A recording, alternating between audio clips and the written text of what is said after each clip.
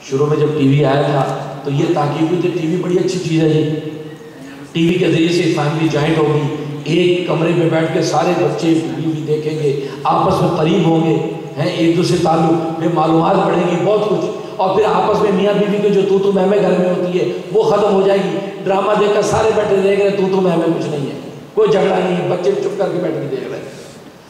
آج کی نئی تحقیق آپ کو بتا رہا ہوں، آج ماہرین اس نتیجے پر پہنچ گئے، یہاں امریکہ یورپ کی بات کر رہا ہوں، کہ ٹی وی خاندانی اسٹرکچر کے لیے سخت نقصان دہ ثابت ہو گیا۔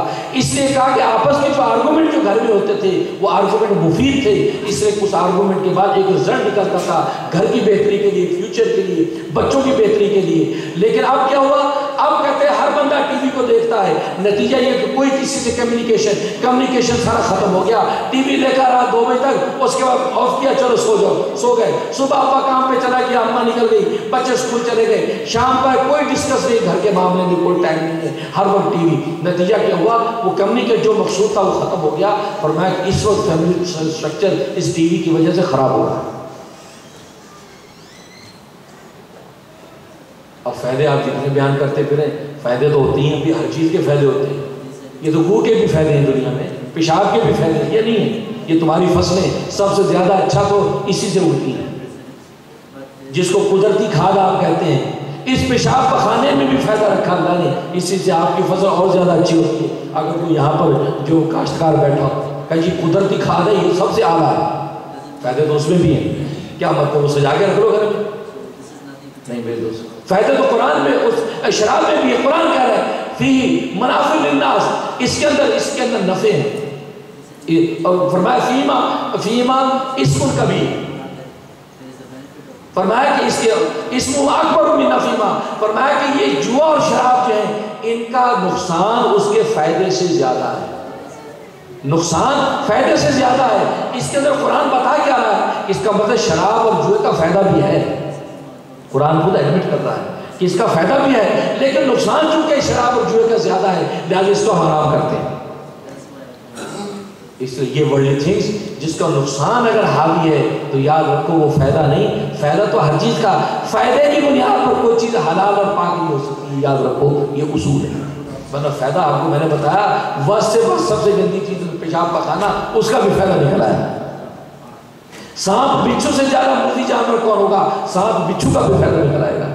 کتنی ادویات ہیں جو سانپ بچھو سے بن رہی ہیں، کتنے پشتے ہیں سانپ بچھو سے بنتے ہیں، اور کوریا کے اندر تو بچھو اور سانپ کھائے جاتے ہیں بھائی، آپ انٹرنیٹ اٹھا کے دیکھ رہے ہیں وہاں سانپ تو چائنا کے اندر سانپ عام کھایا جاتا ہے، مچھلی کی طرح ڈھونڈ کے کھاتے ہیں، اور بچھو عام کھایا جاتا ہے، آپ انٹرنیٹ اٹھا کے دیکھ لیں اس کو بچھو کو بھون کے کھا رہے ہیں کہ جی بچھو کھانے سے مرد مضبوط ہو جاتا ہے۔ ماشاءاللہ بہت اچھا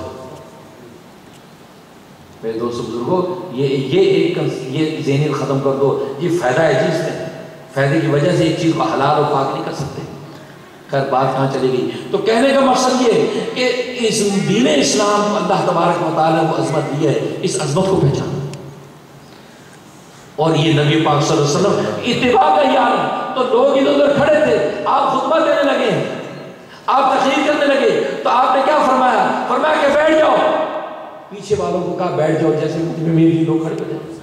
عبداللہ ابن مسعود رضی اللہ تعالیٰ ابھی باہر مسجد سے آ رہے ہیں، مسجد کے باہر والے دروازے کے پاس ہیں، ابھی وہ اندر آئے رہے تھے، رسول اللہ نے اندر سے کہا بیٹھ جاؤ، ان کے کان میں رسول اللہ کی آواز پڑی کہ آپ کہہ رہے بیٹھ جاؤ، تو وہیں بیٹھ گئے، حالانکہ ان کو کہا نہیں تھا انہوں نے، وہ وہیں بیٹھ گئے، حالانکہ آپ نے اندر والوں کو کہا، لیکن رسول اللہ کی آواز سنی وہیں بیٹھ گئے، جوتوں میں بیٹھ گئے باہر۔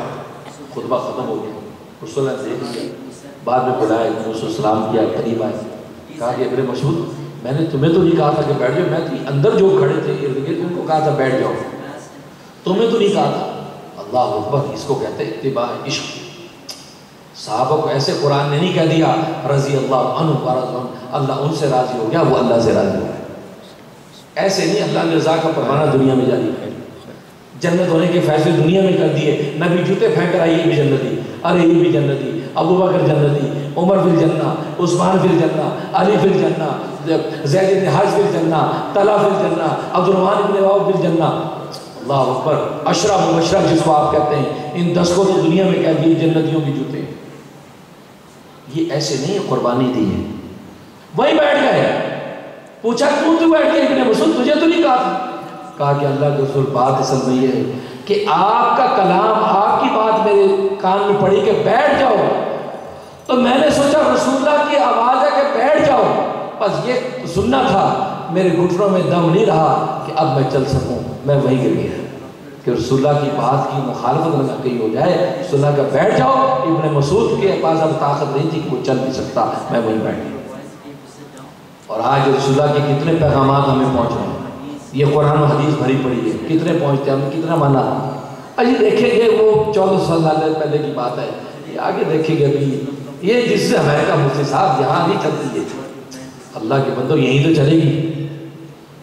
اور یہ بیان تو میں پہلے کر ہی چکا ہوں، اسلام تو اصل میں ہے ہی امریکہ کے، یہ بیان میرا سن لینا انٹرنیٹ پہ کہ اسلام تو ہے ہی اصل میں امریکہ کے لیے بھائی۔ اس لیے کہ امریکہ کا جتنا اونچا قد ہے، اس کے اونچے قد کے ساتھ میچ صرف ایک ہی مذہب کرتا ہے اور وہ اسلام۔ قد اونچا ہے تو کوالٹی بھی اسی لیول کی ہونی چاہیے، لباس بھی اسی لیول کا، اور اسلام کا قد بھی اونچا ہے۔ اسلام کے اندر نیگیشن نہیں ہے، اسلام سب کو اپنے ساتھ سمیٹتا ہے۔ جیسے امریکہ پوری دنیا کا سپر پاور، پوری دنیا میں اس کی پالیسیاں چلتی ہیں، اسلام اس کے اندر بھی وہ شان ہے کہ اس کے پر اتنے وسیع ہیں۔ یہ کہ جب آتا ہے دنیا کے اندر کہہ دیتا آمنت باللہ و ملائکتہ و کتبہ و رسلہ، ساری کتابیں میری آنکھوں کا نور ہے، سارے نبی میرے سر کا تاج ہیں، سب کو سینے میں سمیٹ لیتا ہے۔ لیکن یہودیت کہتی ہے نہیں، یہودیت کیا ہے؟ حضرت عیسیٰ علیہ السلام کے انکار کا نام، انجیل کی تکذیب کا نام یہودیت، نیگیشن آ گیا ہے۔ جب نیگیشن آتا ہے، تعصب کی دیوار کھڑی ہو جاتی ہے، اجتماعیت عالمگیریت نہیں رہتی، وہ دنیا کو ریڈ نہیں کر سکتی۔ عیسائیت کیا ہے؟ عیسائیت محمد مصطفیٰ کا انکار، قرآن کی تکذیب کا نام عیسائیت ہے۔ نیگیشن آ گیا ہے، تعصب کی دیوار کھڑی ہو گئی، قد چھوٹا ہو گیا ہے، اب یہ سب کو سمیٹ کے نہیں چل سکتا۔ جہاں پر نیگیٹیوٹی آئے گی وہ مذہب دنیا کی لیڈ نہیں کر سکتا۔ اسلام واحد مذہب ہے، اس میں کوئی نیگیٹیوٹی نہیں ہے، اس سے سب کو اپنے سینے میں سمیٹ دیا۔ عیسیٰ بھی میری آنکھوں کو سرما، اس موسیٰ بھی میری آنکھوں کو سرما، تورات میرے سر کا تاج، انجیل میرے سر کا تاج، سب پر میں ایمان لاتا ہوں، سب پر ایمان لاتا ہوں۔ اگر میں آج تورات کا انکار کر دوں گا تو قرآن مجھے گھر سے نکال دے گا، اگر آج عیسیٰ کا انکار کر دوں گا محمد گھر سے نکال دے گا۔ میرا تو وہ مذہب ہے، یہ اسلام نے سب کو سمیٹا ہے، لہٰذا اسلام کا قد بہت اونچا ہے، اس کے اندر وہ ایبلٹی ہے کہ یہ ساری دنیا کے لیڈ کر سکتا ہے۔ امریکہ جو اونچا قد ہے، عیسائیت اس کے ساتھ میچ نہیں کرتی، یہودی اس کے ساتھ میچ نہیں کرتی، مجوسی اس کے ساتھ میچ نہیں کرتی، اس کے قد کے ساتھ میچ صرف اسلام کرتا ہے۔ اس لیے میں نے کہا کہ اسلام تو اصل میں ہے ہی امریکہ کے لیے، اور تم کہا جی امریکہ میں نہیں چلتا اسلام، نہیں میرے دوستوں یہ غلط ہے۔ تو خیر کہنے کا مقصد یہ ہے کہ یہ دین اسلام کا راستہ امت کی ترقی کے لیے اللہ نے عطا کیا ہے، اور ساری کامیابی کے راستے اس سے کھلتے ہیں۔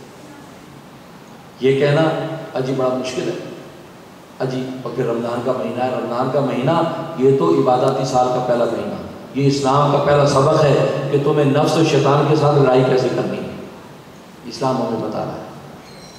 تو صحابہ جب اتباع کرتے ہیں ترقی پاتے ہیں۔ آج کی امت بھی اگر نبی پاک صلی اللہ علیہ وسلم کی تعلیمات کی اتباع کرنا شروع کر دیں، آج ترقی ہونے لگی، آج ترقی۔ خود نبی پاک کے ایٹیٹیوڈ آپ جانتے ہیں، سرخ آندھی دیکھ رہے ہیں، کالے بادل دیکھ رہے ہیں، چہرہ زرد ہو جاتا، مسجد میں آ کے اللہ اکبر نماز